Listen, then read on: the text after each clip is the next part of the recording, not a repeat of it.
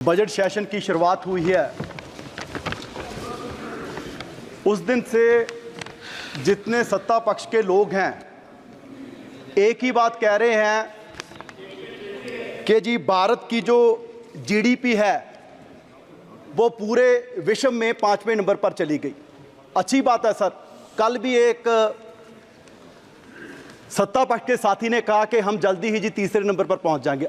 अच्छी बात है सर, हम तो चाहते हैं कि हम नंबर 1 पर चले जाएं।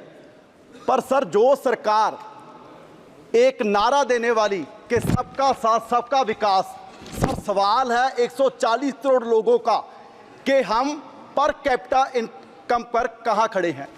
सर हम पहले 5 में भी नहीं, 10 में भी नहीं, 20 में भी नहीं, 30 में भी नहीं, 50 में भी नहीं, 100 में भी नहीं।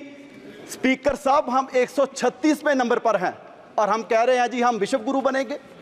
स्पीकर साहब इसमें भी 140 करोड़ लोगों में सिर्फ 1% लोग हैं जिन लोगों के पास देश की 40% संपत्ति है, वेल्थ है। और आप आश्चर्य की बात देखिए कि वो जो 40% लोग हैं सिर्फ 23% कंट्रीब्यूट कर रहे हैं, टैक्स दे रहे हैं। और सारा का सारा बोझ सर मिडिल क्लास जो लोग हैं उन पर पड़ रहा है। आप देखिए 32 लाख करोड़ में से 14.5 लाख करोड़ है जो इनडायरेक्ट टैक्सेस है, जो सारे जो आम लोग हैं उन पर लगता है, क्योंकि जो कॉर्पोरेट वाले हैं उनको तो आईटीसी के जरिए बड़ा हिस्सा वापस हो जाता है। उसके बाद जो सैलरीड क्लास है 60% तकरीबन 12 लाख करोड़ हम उनमें से काटते हैं। तो आप देखिए कि 40% वेल्थ वाले लोग सिर्फ 23% पे कर रहे हैं और हमारे मेंबर कह रहे हैं जी वो 3 लाख करोड़ टैक्स दे रहे हैं। सर हमें कोई आपत्ति नहीं है, पर 3 लाख करोड़ टैक्स देने वालों की अब संपत्ति की बात करें तो पिछले 5 साल में दो जो बड़े साहब हैं उनमें से एक साहब की 25 गुना संपत्ति बढ़ गई और इस पे भी हमें कोई आपत्ति नहीं। और सर हमें इस पे भी कोई आपत्ति नहीं क्योंकि कल एक बात पिछले कई दिनों से चल रही है जी कौन कौन बड़े लोग शादी में गए। लेकिन सर हमें शादी में जाने में भी आपत्ति नहीं, लेकिन एक बात की आपत्ति है कि प्रधानमंत्री जी कोई साधारण आदमी तो है नहीं, सारी एजेंसीज उनको रिपोर्ट करती हैं, पूरी इंटेलिजेंस उनको रिपोर्ट करती है।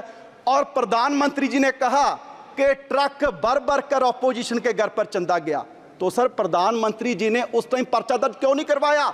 तब तो सर आंध्र प्रदेश में कहा, इलेक्शन में तेलंगाना में कहा, कभी भी बाहर के स्टेटमेंट को यहाँ दर्ज नहीं करते।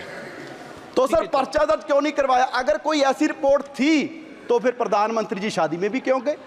तो सर ये सरकार केवल और केवल अपने जो बड़े दोस्त हैं उनको सुविधा देने का, उनका कॉर्पोरेट टैक्स कम करने का, उनको और बड़े बनाने का काम कर रही है। और जो देश के आम लोग हैं, आम नागरिक हैं, जो मिडिल क्लास, आप देखिए कि जो एक 50-60 हज़ार कमाने वाला कोई व्यक्ति है, पहले तो आपने उस पर डायरेक्ट टैक्स लगा दिया, उसकी इनकम टैक्स, उसके बाद उसके ने कोई स्कूटर परचेज किया, कोई मोटरसाइकिल परचेज किया, 31% टैक्स उस पर लगा दिया।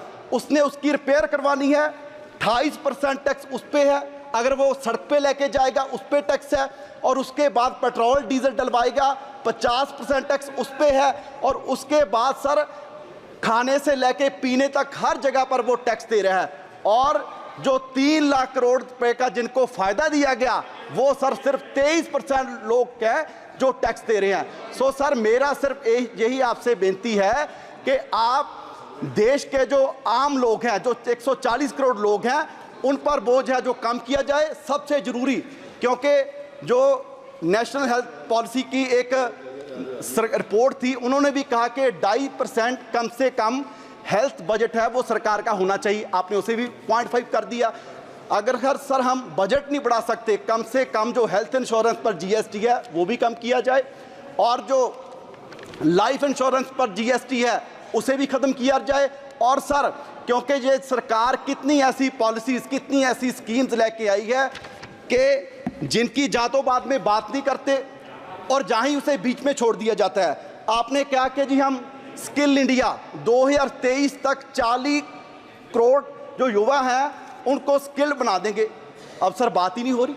आपने कहा कि फार्मर्स की आमदन है उसको डबल कर देंगे 2022 तक। अब सर बात ही नहीं हो रही। और आपने एग्रीकल्चर इंप्लीमेंट पर भी टैक्स लगा दिया जिसका सीधा बोझ पंजाब के देश के किसानों पर पड़ेगा। और आपने कहा कि जी हम एफडीआई में कॉर्पोरेट्स को अगर हम छोड़ देंगे तो एफडीआई बढ़ेगी। सर वो भी नहीं बढ़ रही और उसकी बात ही नहीं हो रही। और सर पूरा का पूरा मैं समझता हूं कि जो पिछले 10 साल से इस बजट में भी पूरा का पूरा जो बड़े लोग हैं कॉर्पोरेट्स को, उनको ही मद्देनजर ये बजट तैयार किया गया है और जो देश के आम नागरिक हैं उनके लिए कुछ भी नहीं। और लास्ट में सर मैं यही कहूँगा कि पंजाब के किसानों के पॉइंट ऑफ व्यू से कि जो एग्रीकल्चर इंप्लीमेंट्स हैं उन पर जो टैक्स है वो ख़त्म किया जाए।